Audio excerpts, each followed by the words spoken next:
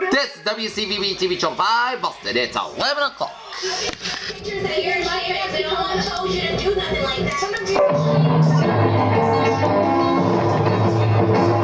Now, the news of New England and the world. Live from NewsCenter 5. Tonight. Good evening, everybody, on the Sunday night, March 10th, 1985. I'm Jeff Copperside, Christopher Bradford. Here's the top story on NewsCenter 5 tonight. Chernenko dead at 73. President Konstantin Chernenko, the partly stalwart who reached the Kremlin heights only an elderly and enfeebled figure, died Sunday at age 73 after just 13 months at the helm of the communist superpower. The president of the Communist Party, General Secretary, died at 7:20 p.m., 11:20 a.m. Eastern Standard Time Sunday after grave illness. The Soviet government announced today. More than 18 hours after his death, it later said that emphysema complication by heart and kidney complaints was the cause of death. Chernenko has been known to be suffering from respiratory problems. Speculation about his successor immediately centered on a 54-year-old Mikhail S. Gorbachev, young member of the ruling Politburo. Gorbachev was quickly named to head the commission making arrangements for Chernenko's funeral Wednesday, a firm indication that he will take over as General Secretary of the Kremlin Post. The young man's position in the Politburo lineup during the public events in recent months had led Western diplomats to label him the Kremlin's number 2 man. His accession to top job would signal the arrival of a new generation in power here, but not necessarily a major change in Soviet policy. The already-faced white-haired Chernenko, whose ill health has been kept him from the public view for weeks at a time, was the third Kremlin chief to die in little more than 2 years, part of a revolutionary succession that has complicated already frigid U.S.-Soviet relations. The announcement of his death came on the eve of the resumption of U.S.-Soviet nuclear arms control talks in Geneva, Switzerland, and mainly traveling all up progress in negotiations during the transition in the new Moscow leadership, but the Geneva delegation that's there in discussion will open as scheduled tomorrow. Once again, as in the past, Soviet officials waited in many hours before it announced the Soviet leader's death. Early signs of an emergency in Moscow came yesterday when high-ranking Soviet delegations in San Francisco, Yugoslavia, and West Germany cut over to seize visits. Lights burned before the dawn day at the headquarters of Communist Party Central Committee, an indication of unusual activity to switch to summer music on Soviet radio and television. Here, a mock funeral car attached, complete with a black coffin, slowly made its way from Ipswich Green to Crane Resurrection yesterday to protest the shooting of the deer, which began last week. That's the wake for the sleep, said animal rights activist Sophie Chichi O'Brien, who spoke to about 50 supporters. We don't know what the public to forget what's going on. The deer hunting is aimed at thinning the head, which is the organization that charges the 2,100-acre preserve, says it's too large. As a result, says the trustees of reservations, deer starving. Last year, the group estimated that the region's hard at 250 deer at 765 would be killed, but Chichi and O'Brien, who is receiving support for the Fund of Animals, the National Wildlife Organization, said the trustees wanted to kill the deer because there are enormous plants on the crane estate. Chichi O'Brien also dismissed the significance of Lyme disease, which is carried by ticks that live in deer. If the trustees are truly concerned, they will close the beach in summer. They said they are more concerned about waste apes at the gate. Animal rights activists have asked the trustees to relocate the herd, but the trustees maintain deer will die during the move. Frederick Winfrey, director of the trustees for reservations, said he would not comment on yesterday's protest because the Fund for Animals has been taken on the organization to a court to try to butt down. Before the mock funeral, protesters spent an hour at the Ipswich Green hold up signs, motorists whom honked their horns in support. Stephen McCarr, who lives on Argilla Road, which lives today, reservation said to create a few deer coming into the yard, and he has never seen any starving animals. Melissa Dilworth, 10 years old, of Ipswich, said, I don't like them killing the deer, I think it's cruel. Freshman U.S. Representative Chester G. Atkins of Concord is one of 35 House Democrats struck with them defeated in 1986 by the National Republican Congressional Congress. 36-year-old Atkins has become a marked man for the GOP because he is in just a few weeks in Congress. He has confronted some of the heaviest hitters in U.S. politics, including Budget Director David Stockman and Education Secretary William Bennett. That's a word from Representative Tony Kilo, Republican in California, who has scheduled a meeting for Thursday. Within Democrats on the GOP hit list, Representative Republican Guy Vanderjack, Republican of Michigan, said the caucus may spend as much as $200,000 in each of the targeted districts to defeat the 35 Democrats. Atkins clashed with Stockman over what the lawmaker called a $2 billion Pentagon slush fund and within the Bennett about slush in the student loan cuts. Atkins spoke out again on the loan cuts in an interview in Washington. The congressman said he would support the responsibility. The reasonable income limit on student loan eligibility would prefer limited set to reduced eligibility gradually instead of cutting in and all off on the family who was $1 over an arbitrary limit. Atkins said the $32,500 limit would be too low for the family with more than one student in college. Workers for Stop and Shop grocery stores yesterday ratified a 3-year contract the day after they agreed to halt an unhour strike that lasted 3 hours. Today, the 3,000 workers were back at work in full force today after agreeing to a contract that guaranteed a 30% across-the-board wage increase and safeguard pension against health bans. On Friday night, workers struck for 3 hours, closing 30 stores, but as negotiations continued, the workers agreed to end the strike at the urging of the union officials. A Boston police cadet will be arraigned tomorrow in West Roxbury District Court on drug charges, claiming he was framed by someone who doesn't want me to become the cop. Felix DeValley, Jr. 22 in Jamaica Plain, who had hoped to enter the Boston Police Academy within a few months, said yesterday that the charges against him were a total lie. Everybody sees you coming out and they don't want you to get ahead, said DeValley, who was arrested Friday night with a police informant with probably some jerk who hangs on in 3/4 and that will still be there in 10 years. Armed with a search warrant, Detectives John Martell and Joseph Britt of the city's Berkeley Task Force found 29 grams of white powder, believed to be about $5,009 worth of cocaine, including DeValley's friend of the street home. They also found a small quantity of marijuana and scales of paraphernalia used in drug sales. DeValley and the powder is not cocaine and something else he declined to elaborate. He complained that police had publicized that they had also seized 2 to 3 weapons, a 3.7 caliber Magnum, a 25 caliber firearm, and a 9mm handgun, and 300 rounds of ammunition. I'm not some critical of firearms, DeValley said. DeValley has been a cadet for 2.5 years, most recently for the Air B Station Roxbury. He was suspended from his $12,000 year job pardon in the upcoming court case. Mayor Ray Fillon said yesterday and today that his campaign promised to beef up neighborhood police substation has been sidetracked by the city's fiscal troubles. Plan 737 remains a high priority, but added it wouldn't not be fiscally prudent to spend money we don't have. Substations in Breton, East Boston, and South Boston and Hyde Park were closed in 19 with a result of Proposition 2.5. They are now staffed mainly by skeleton crews and some detective units. 1981, while running for mayor back in 83, Flynn promised to restuff the substation, particularly District 14 in Breton. Flynn said that the city's fiscal package was successful to be less legislature than we certainly would need it, but much better position and provide more state. I'm not in a position of how many, but it was a high priority. No decisions have been made yet on the substations, he said. Funds said that the funds for substations would be included in the city's capital improvement budget far than the police department's budget. Up close to Roman Calvin Nunneman, charged in connection with several fires and a gas explosion and injured 9 firefighters yesterday at the Carmelo Cabin in southeastern Massachusetts. One Galvin report.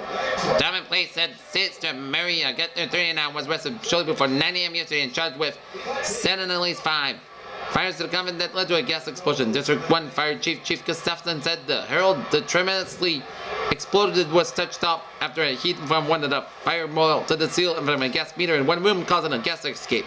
Gabarnson said it was like a fireball. One big blast from the firemen were in the doorway and the others were in the room. The fireball just went out and the door. There was a lot of confusion, added Gabarnson. Our police spokesman said Gardner was charged with arson, but he declined to say when he would be arraigned. Police refused to release any other details of the incident.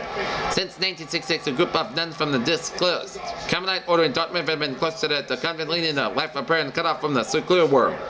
Gabarnson and 5 separate fighters were discovered in the convent at the Solomar Road in South Dartmouth, which was about 9:30 a.m. were critically extinguished. But while firefighters were mopping up this incident, the explosion suddenly occurred. 7 firefighters were treated and released from St. Luke's Hospital in Bedford. Fireman Jeffrey Singleton was taken to Tufts Medical Center in Boston, where he was being treated for severe burns. Fireman Arnold Ferrier spent the night at St. Luke's, recovered from minor burns, but they suffered in the incident. Gabarnson said the explosion occurred when a gas line got out after a fireman notified flipped on the electric switch and one woman inside the convent. When someone hit the light switch, the bulb was broken, but the gas ignited. Said Corporation there were only ones in the building during the explosion were the firemen. Welcome to NewsCenter 5. Boston University's 28,000 students who resume classes today must show proof that they are immune to measles or face possible suspension. Those who are not vaccinated during spring break will be now claimed free in charge of the George Sherman Union, which will be host of special clinic Wednesday from 9 a.m. to 5 p.m. according to BU spokesman John Keller. The measles epidemic has spread to 63 Boston University students. Keller said before spring break, 5,000 students were immunized on campus. As vaccinating cases on students show up at the rate to be so dramatically, Keller said. We anticipate additional cases, but we believe it's a very few more because Excellent student response to immunization because before the break we feel confident we have broken the back of the dustbin. Keller said those students living in the dormitories must provide the proof of immunization to their dorm counselors. Students who live off campus should bring the documentation to the office of the dean of students. Public events were again open, but students who wish to attend must go to the immunization access center on a student ID to be able to go stickers are able to the union. The epidemic has apparently not spread to Fort Lauderdale, where many BU students spent spring break. A spokesman at Broward General Hospital in Fort Lauderdale said she has not been aware of any measles case in a year. Cal said to me contacted by Florida newspaper for information, but has no reports of measles. They went to the epidemic, however, Boston area schools have been taking the precaution, including MIT, which has been 2 confirmed cases and 4 or 5 unconfirmed cases. The spokesman then said school has vaccinated 1,300 people. Both MIT and Harvard are urging students and staff to become immunized. Folk singer Arlo Guthrie remained in Ware Hospital for further gallbladder test yesterday after falling ill during a recording session last week in his North Brookfield studio. A spokesman at the Guthries Longview Farm Studio, who refused to give her name, said the singer was undergoing diagnostic tests and has gallbladder. Officials in Mary Lace Hospital refused to release any information on Guthries' condition. His father, folk singer Woody Guthrie, was famous for a song "This Land Is Your Land," died in 1967 in Huntington in Korea. Hereditary disease that attacks the nervous system. And the clock is ticking on the other end because searchers have about 30 days. Washington, the Continental Cinema Federation of America announced 73 members of Congress heroes yesterday, and Brandon 20 officers zeros in the votes passed on a dozen issues ranging from health costs to telephone rates. 6 years from Massachusetts here, Senators Edward Kennedy, Paul Zongas, and Representative Silvio Conti. Still waiting for Barney Frank and Jerry Stetson, Brian Donnelly, none of the lawmakers double zeros from New England. Among the more prominent zeros are Senator Jeremiah Denton, Republican Alabama, Barry Goldwater, Republican Arizona, Paul Luxalt, Republican Nevada, Russell Long, Democrat Louisiana, John Stennis, Democrat Mississippi, and President Phil Graham, Republican Texas. All 7-year senators and 6-1 and 6-6 were House members of Democrats, while 5 of the zeros, senators and 18 of the 19 zeros represent Republicans.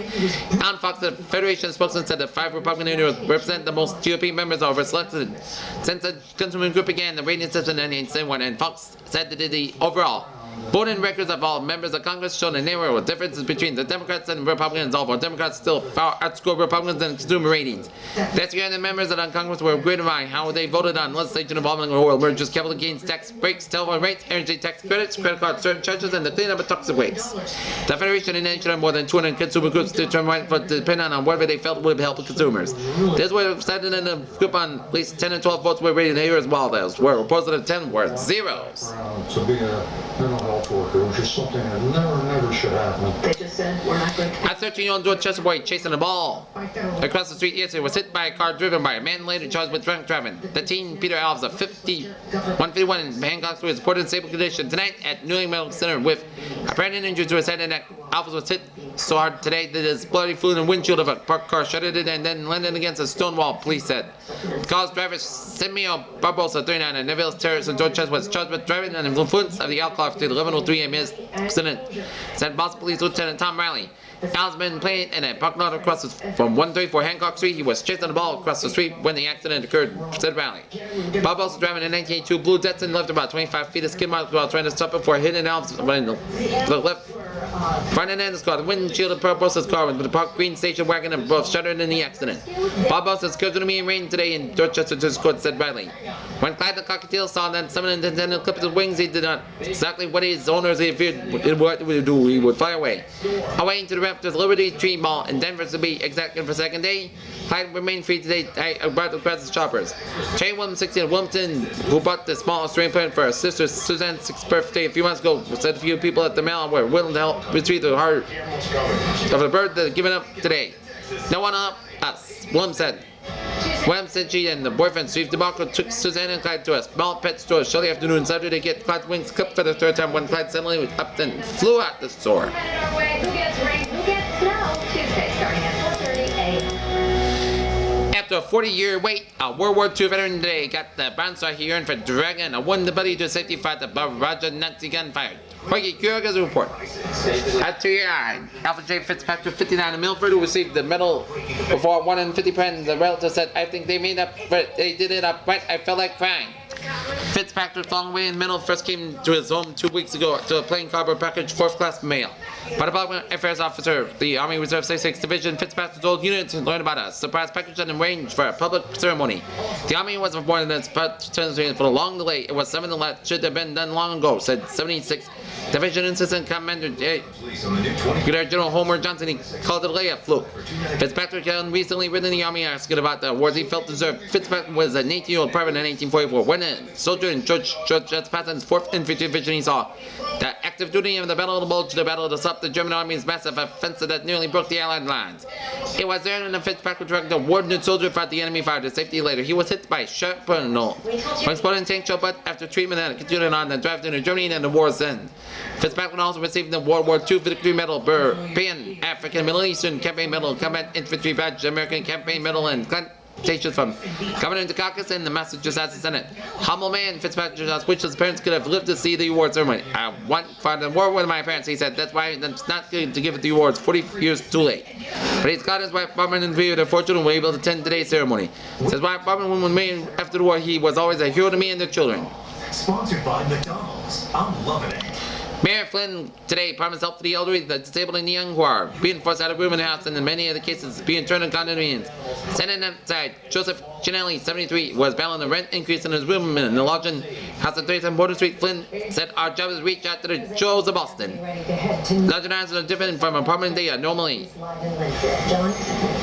A pretty sad existence for these animals. They were all crammed as you... Providing only a single room for low rent. Yeah, only 241 lodging houses left in the city just 20 years ago, and there were more than 100 in the South End alone. Flynn said 8 weeks sold in the past 8 weeks of Flynn Press Agency release said we suspect they were sold for the purpose of conversion to higher income properties.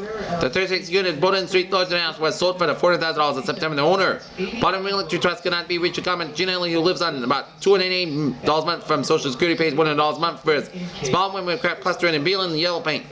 He's battling rent increase to the $78 a week before the Rent Equity Board. I don't know where I'd go if I was evicted, said Ginelli, who had lived at 37 Bowden for 12 years. I guess I'd have to go out and look for a place. Detectives investigated the kill of an 18-month-old Brockton girl were to meet with a Parliament District Attorney today to discuss complications in the probe tomorrow. Rachel Pelletier died Thursday afternoon from a bullet to the stomach with a small intestine led to or Many were malnourished, having to prostatitis. The child had 2 broken ribs and bruises on head and body. Medical examiner said the fatal blow may have been come a day or 2 before she arrived at Brockton Hospital. Brockton Police Sergeant Dave Ratt said yesterday that the meeting would deal with it, a best course for the investigation, which was running into the complications. Ratt visited Army, but District Attorney William O'Malley said several people connected to the case that have been retained lawyers and have chosen not to talk to voluntary police. O'Malley said that they talk to people, it could be forced to talk to the grand jury, which would decide whether to bring charges in the child's death. White said the police suspect everybody who had access to the child, but O'Malley said there was no specific suspect so far. You may want to hold the phone when it comes to texting and emailing in front of your... 4 people hold winning tickets to Saturday's Bengal lottery game and will share a lottery jackpot of $6,671,200. The State Lottery Commission reported. Lottery spokesman David Ellis said the winning ticket was sold at R&L Liquors in Salisbury, Dale, not Liquors in Hudson, the Sweat Lounge in Britain, and Annandale's Market in Albany. The winning numbers are 3, 8, 9, 18, 20, and 30. You gotta put these things... Chemicals and drug firmware were seized tonight by Metropolitan Police after they discovered an apparent narcotics laboratory near a hiking trail in Canton. Police comes again where chemicals and similarly with drug production and 10 to 15 pounds of white powder at the Pond Trail near Route 128. Where we're going with the weather. Hey, Revere Police arrested a man and woman today and confiscated $8,000 to $10,000 in drugs following a disturbance at the Paul Revere in that city. The man was then taken to the Mass General Hospital for treatment of a possible drug overdose, police said. Here's a tip-off of how mild tomorrow's going to be. Albany, New York is 42 degrees. So yes, it is going to be mild. Constantine Kamals resigned as president of Greece a day after Prime Minister Andros Papadou unexpectedly withdrew his pledge to support him for a second term in office. His resignation reflected his indication of a rebuffed by socialist and aggravated political confrontation. Japan's domestic savings have flown in huge amounts to other countries, including the United States, which gets about $50 billion and $1 billion for represents Japan's growing surplus in foreign trade, and a lot of it's been invested in treasury securities being issued to finance the country's huge budget deficits. Money comes from the net taxes of Japanese who save more than 20% of the wages and the profits from Japan's conquest of world automobile and electronic markets. A suicide car bomber killed 12 soldiers by crashing in an Israeli army convoy in southern Lebanon. 14 other soldiers were wounded. The bombing was believed to be retaliatory bomb blast last Monday in the resistance stronghold of the Makkah that killed the 2 key Shiite Muslim guerrillas leaders in the south. And then NATO's West German mayor was the leader of the opposition Social Democratic Party. Left wing won an absolute majority of the seats in the election to the state legislature in the Southland and protected the leftist Green Party from representation. And winner Oscar Lafontaine, mayor of Saarbrücken, favors removal of West Germany from NATO's military structure. Nazi workers in Germany and scientists were concealed by United States intelligence officials to bring them to the United States after World War II, according to declassified government documents. In national news, efforts to transfer public assets and programs are being stepped up by the Reagan administration, which estimates this will save more than $200 million a year by 1989. About 11,000 commercial activities are being taken over by the private contractors when economically feasible. Carbon pollution damage insurance being made by the insurance industry being the costly environmental disaster in recent years. In the past 6 months, all the major insurers have decided to eliminate pollution policies. Thousands of industries now have little protection from damage claims, and the government ability to secure payments for the nation's toxic waste bill has been jeopardized. A dispute over radioactive waste in West Chicago, Illinois, where there were 4 big deposits and numerous small waste sites have been going into test of national policy. The waste is from the middle of strong and radioactive once used in the manufacture of atomic weapons in a number of places in West Chicago. The West exceeds the Federal Environmental Protection Agency's safe limits for radiation of offering for the first major test of a 78 law to force nuclear fuel processors to clean up plant sites and when it abandoned. William J. Schroeder took a ride around Louisville, Kentucky, in a specially equipped van for the first trip away from Humana Hospital. Altamont, since his artificial heart was implemented on November 25th, he was the first of the 3 human recipients for a permanent artificial heart to leave hospital grounds. A federal study of farm debt finds that 1/3 of all family sizes coverage farms will face financial difficulty in 1985, and 30.7% of the such farms are even solvent on the verge of it. The figures differ from those quoted by President Reagan Wednesday in Revealed. Legislation will fit financial help provided to farmers. After hearing in the Senate by a farm panel, Agriculture Secretary John Block said Ms. Reagan misspoke. Okay, Bill, how about the weather? Take it away, Bill. Okay, thank you, Mr. Harper and Mrs. Bradford. Right now, current conditions at You'll have an update in the morning. And that 4-year-old girl gets the surprise. 11:21 a.m. It's 36 degrees out temperature down in Boston. It's 36 in Norwood and in Beverly, 35 in Worcester, 37 in Providence, 37 in Blocktown, 33 in Falmouth, 40 in Boston, 29 in Nantucket, 33 in New Haven, 33 in Groton, 41 in New Haven, 39 in Bridgeport, 31 in Danbury, 32 in Hartford, 33 in Windlock, 26 out in should be 29 in Springfield, it's 35 out in Worcester, 38 in Keene, New Hampshire, 31 in Montpelier, New Hampshire, 37 in Barrington, Vermont, 16 in Washington, 35 in Laconia, New Hampshire, 34 in Concord, New Hampshire, 36 in Manchester, New Hampshire, 31 in Portsmouth, New Hampshire, 32 in Portland, Maine, 31 in Augusta, Maine, 29 in Bangor, Maine, 35 in Albany, and 43 in New York City. They want to know if something happens, they'll take care of it. Alright, let's take a look at our map situation. Satellite cloud picture at 8 p.m. shows low clouds covering Metro Texas. And let's take a look at our natural forecast. Tomorrow's forecast call for rain over the Northern coast and the Ohio Valley, Appalachian and Great Lakes there, as well as the parts of the California coastal and Great Basin area. Mild weather from the northern plains, cold for much of the Midwest and the Great Lakes. Okay, let's take a look at our forecast. Is going to go like this. For tomorrow, for Great Boston vicinity, becoming cloudy for today. Highs in the mid-40s to around 50 degrees. For tomorrow night, rain likely.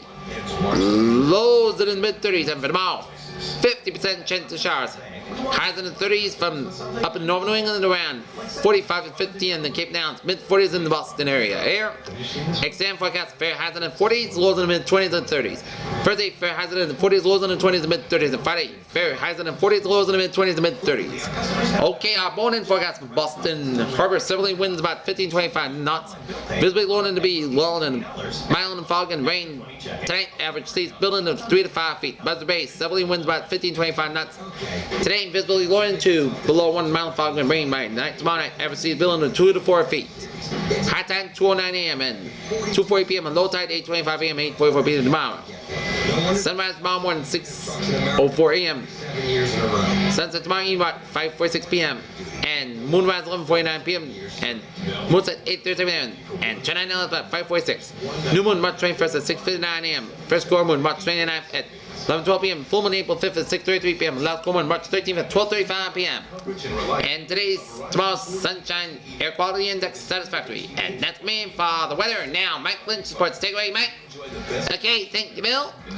In Landover, Maryland, Dave Dunley knew that some days chance would come, and today it did in the form of a pass from Steve Kessler that Dunley drilled into the Washington Capitals net to give the Bruins a 3-2 victory. I'm not a fancy player. Dunley said after scoring in the first game and winning goal of his NHL career at 17:35, the final play, but I know I'm skating hard. Keep 100% out, get my fair share of goals. This was an inspired performance by the Bruins the day after. Disheartened in overtime lost to Pittsburgh. That's what we want to do. Coach Joe Harrison said, we want to play every game and beat tempo because it does you become mentally conditioned to play that way. The Bruins returned there, which couldn't for a few games over 500 with Doug Keene's goal. They are now 6-75 and handed the Caps their third successive loss. Bruins looked a little slow in the first period, but we were maybe a little tired in the third period. Caps defenseman Ron Langway said we just made a bad mistake in the third period. Mistake was available. Larry Murphy or Bob Carpenter to pick up Dunley on the game-winning play, according to Caps coach Brian Murphy. The birthday reunion. A 4-year-old girl and her dad are not going to forget it. Other scores in the NHL. Winnipeg and New Jersey 7-1. Minnesota nipping Chicago 3-2. Montreal Hartford to a 5-5 tie. Philadelphia over Pittsburgh 11-4. St. Louis 6-Detroit 2. Vancouver 6. Edmonton 3. And Buffalo Los Angeles to a 4-4 tie. NBA scores, it was Dallas 126, New Jersey 113, Kansas City 129, LA Clippers 111, and Milwaukee 110, Portland 94. It's emotional. I'm just very happy. College basketball scores was Michigan 73, Indiana 71, ACC championship game, Georgia Tech 67, and North Carolina 64.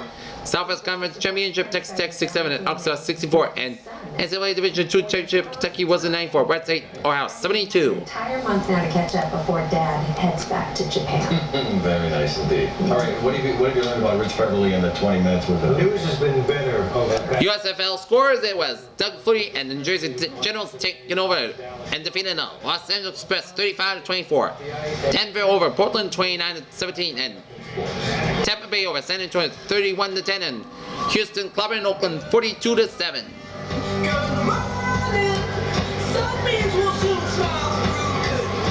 In World Cup men's Chancellor Aspen, Colorado is Mans Carolina Luxembourg winning time in 2 minutes 27.49 seconds. Women's Super Chancellor at Pasadena, Alberta was Masha Caleb West Germany time in 1 minute 23.79 seconds. In Pro Tours men's Loma Vermont, Peter Budgeon of Stowe, Vermont, your winner. Women's 4 sections at Fenton and MIT. Kobe McKellen of Marblehead, your winner. Actually, we're throwing in a $1,000 fuel reward card. We've never done that. That's why there's no... In the Davis Cup. Nope, let's go to the Red Sox here. 2 deals in one. Exactly. In the baseball, the Boston Red Sox lose. Instead of Minnesota Timberwolves wins in 10 innings, 6-5. Next up for the Red Sox, they'll be down in Sarasota taking on the Chicago White Sox. Other exhibition baseball scores: Atlanta 5, Houston 2, Baltimore 5, New York Yankees 2, Toronto 9, Minnesota 6, Cincinnati 6, Los Angeles Dodgers 2, Chicago Cubs 6, Milwaukee Brewers 2, and Chicago White Sox 7, Kansas City Royals 4, and it was Detroit Tigers 4, Chicago White Sox 2. And it was San Francisco 1, Cleveland nothing. It was Montreal 11, Texas 8. In Bay Hill Classic at Orlando, Florida, Fezzi Azales, your winner 1 stroke at Tom Watson, and Union Invitational Costa Mesa, California. It was Benny Lau, your winner. I didn't know that. Incredible. No kidding. Terrific. There you go. Really excited to hear that. As an afterthought, University of Maine coach Sean Walsh gave that amusement of his first year at helm of the hockey program. The Black Bears, he said before the game in Miami and taking a prophecy. What you see in this the coming of a program, Walsh said after dropping a 4-2 decision in Boston University tonight and the loss that sends the Tours to the semifinals of the hockey tourney in Providence next weekend. Tonight, the problem view was that the Black Bears kept on coming in the entire 6 minutes so much so the fact that the Tours found themselves on the knee. Sean Aaron Tunham scored 13-4 in the game. It was hardly the same team that BU trashed at 7-4 24 hours earlier.